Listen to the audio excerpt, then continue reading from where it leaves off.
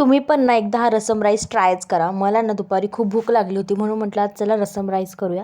घरात ना तुळीची डाळ नव्हती म्हणून मी मसुराची डाळ यूज केली. त्याच्याऐवजी तुम्ही तूर डाळ यूज करा.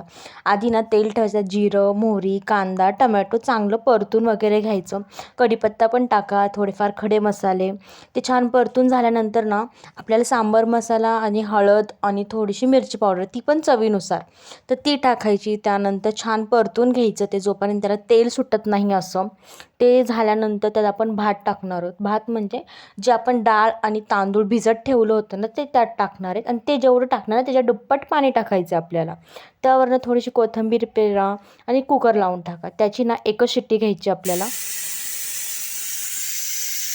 शिट्टी वगैरे घेतल्यानंतर तुम्ही पापड वगैरे भाजून घ्या. त्यानंतर भात पापडासोबत आणि लोणच्यासोबत सर्व करा. इतका छान लागतो ना, खूप छान. हा आहे ना माझा कम्फर्ट फूड आहे आणि तुम्ही पण नक्की घरी ट्राय करून पहा. त्यासोबत दिवाळीच्या उरलेल्या चकल्या आहेतच आपल्याला. Bye. Thank you for the watching.